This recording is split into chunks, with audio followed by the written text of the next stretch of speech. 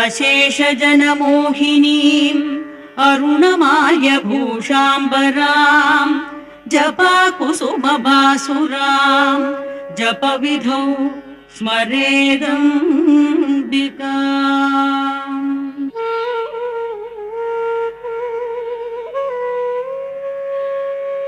अगस्त्य उवाच हयग्रीवदया सिन्धो भगवन् भक्तवत्सल त्वत्तश्रुतमशेषेण श्रोतव्यम् यद्यदस्ति तत् रहस्य नाम साहस्रम् अपि त्वत्तश्रुतम् मया इतः परम् मे नास्त्येव श्रोतव्यमिति निश्चयः।